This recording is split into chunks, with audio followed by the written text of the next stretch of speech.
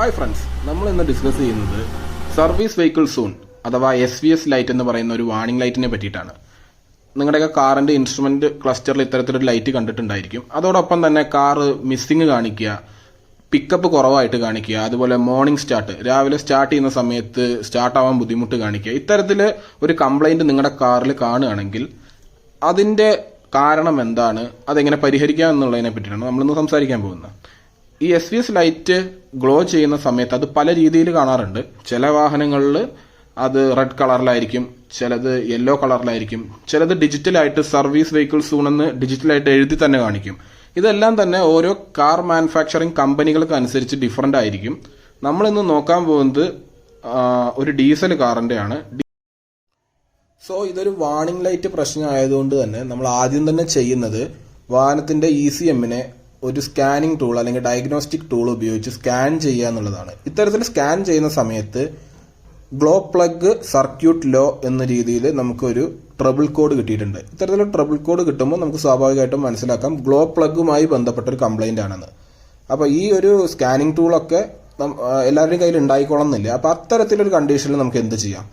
അത്തരത്തിലൊരു കണ്ടീഷനിൽ നിങ്ങൾ നിങ്ങളുടെ ഇൻസ്ട്രുമെന്റ് ക്ലസ്റ്റർ വാഹനം സ്റ്റാർട്ട് ചെയ്യുന്ന സമയത്ത് ഈ വാർണിംഗ് ലാമ്പ് വരുന്നു, അതിനുശേഷം ഓഫ് ആവുന്നു, ഈ ലൈറ്റ് ഓഫ് ആവുന്നു, ശേഷം വീണ്ടും ഒരു 5 സെക്കൻഡ് കഴിഞ്ഞ് വീണ്ടും തെളിഞ്ഞു വരുന്നു. ഇത്തരത്തിലാണ് വാർണിംഗ് ലാമ്പ് കാണുന്നതെങ്കിൽ ഗ്ലോ പ്ലഗുമായി ബന്ധപ്പെട്ട ഒരു കംപ്ലൈന്റ് ആവാനുള്ള കൂടിയ ഒരു സാധ്യത നമുക്ക് അവിടെ മനസ്സിലാക്കാം. ഇതല്ലാതെ മറ്റു രീതിയിൽ നമുക്കിതിനെ ടെസ്റ്റ് ചെയ്യാം. അതെങ്ങനെയാണെന്ന് നോക്കാം. നമുക്ക് രണ്ടാമത്തെ രീതിയിൽ ടെസ്റ്റ് ചെയ്യാൻ ആവശ്യമായിട്ടുള്ളത് ഒരു ടെസ്റ്റ് ലാമ്പ് ആണ്. അപ്പോൾ നമ്മളൊരു ടെസ്റ്റ് ലാമ്പ് എടുത്തതിന് ശേഷം ഈ വീഡിയോയിൽ കാണുന്നത് പോലെ അതിന്റെ പോസിറ്റീവ് ടെർമിനല് നമ്മുടെ കാറിന്റെ ബാറ്ററിയുടെ പോസിറ്റീവ് ടെർമിനലിലും നെഗറ്റീവ് ടെർമിനല് നമ്മുടെ ടെസ്റ്റ് ലാമ്പിന്റെ നെഗറ്റീവ് ടെർമിനല് ഗ്ലോ പ്ലഗ്, നമുക്ക് ടെസ്റ്റ് ചെയ്യേണ്ട ഗ്ലോ പ്ലഗിന്റെ മുകളിലെ കപ്ലർ അഴിച്ചതിന് ശേഷം മുകളിൽ ടച്ച് ചെയ്ത് കൊടുക്കുക. ആ സമയത്ത് നമുക്ക് കാണാൻ സാധിക്കും, ഇപ്പൊ നിങ്ങൾക്ക് കാണാം, രണ്ടാമത്തെ ഗ്ലോ പ്ലഗിന്റെ കപ്ലർ അഴിച്ചതിന് ശേഷം നെഗറ്റീവ് ടെർമിനൽ മുട്ടിക്കുന്ന സമയത്ത് നോക്കുക, നമുക്ക് ആ ലൈറ്റ് ടെസ്റ്റ് ലാമ്പ് ഗ്ലോ ചെയ്യുന്നതായിട്ട് കാണാം, ടെസ്റ്റ് ലാമ്പ് ലൈറ്റ് കത്തുന്നതായിട്ട് കാണാം. എന്നാൽ ഒന്നാമത്തെ ഗ്ലോ പ്ലഗിൽ ടച്ച് ചെയ്യുന്ന സമയത്ത് യാതൊരുവിധ ഇൻഡിക്കേഷനും കിട്ടുന്നില്ല. ഈ രീതിയിൽ നമുക്ക് യാതൊരുവിധ ഇൻഡിക്കേഷനും കിട്ടുന്നില്ലെങ്കിൽ നമുക്ക് മനസ്സിലാക്കാം ആ ഗ്ലോ പ്ലഗ് ഡാമേജ് ആണ്.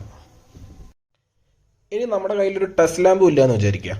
ആ കണ്ടീഷനിൽ നമുക്ക് എങ്ങനെ ഇത് ടെസ്റ്റ് ചെയ്യാം, ഗ്ലോ പ്ലഗ് ആണെന്ന് കൺഫേം ചെയ്യാം? അതിനുവേണ്ടി ആദ്യം തന്നെ ബാറ്ററിയുടെ നെഗറ്റീവ് ടെർമിനൽ അഴിച്ച് മാറ്റി വെക്കുക.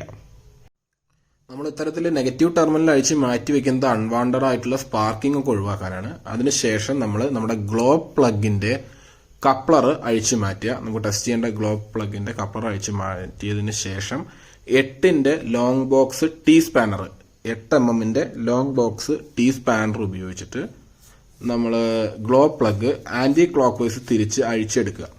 ആന്റി ക്ലോക്ക് വൈസ് എന്ന് പറഞ്ഞാൽ നമ്മുടെ നോർമൽ ആയിട്ടുള്ള നട്ടും ബോൾട്ടും ഒക്കെ അഴിക്കുന്ന രീതിയിൽ തന്നെ തിരിച്ച് നമുക്ക് അഴിച്ചെടുക്കാവുന്നതാണ്. ഈ രീതിയിൽ നമ്മൾ ഗ്ലോ പ്ലഗ് അഴിക്കുന്ന സമയത്ത് അവിടെ എന്തെങ്കിലും തരത്തിലുള്ള റസ്റ്റോ കാര്യങ്ങളോ ഉണ്ടെങ്കിൽ അതൊന്ന് ക്ലീൻ ചെയ്ത് അഴിക്കുന്നതായിരിക്കും ഏറ്റവും നല്ലത്.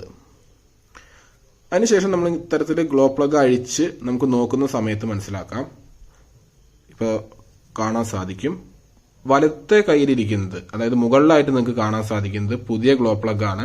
പഴയ ഗ്ലോ പ്ലഗ് നല്ല രീതിയിൽ ബേൺ ആയി പോയിട്ടുള്ളതായിട്ട് കാണാൻ സാധിക്കും.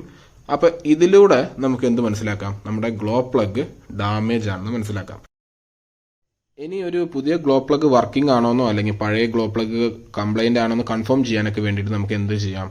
ബാറ്ററിയുടെ പോസിറ്റീവ് ടെർമിനലിൽ നിന്നൊരു വയർ എടുത്ത് ഗ്ലോ പ്ലഗിന്റെ ബോഡിയിലേക്കും നെഗറ്റീവ് ടെർമിനല് അടിയിലെ ടിപ്പിലേക്കും കൊടുക്കുകയാണെങ്കിൽ ഗ്ലോ പ്ലഗ് ഹീറ്റ് ആവുന്നത് കാണാം. ഇത്തരത്തിൽ ഹീറ്റ് ആവുകയാണെങ്കിൽ it's A good condition glow plug.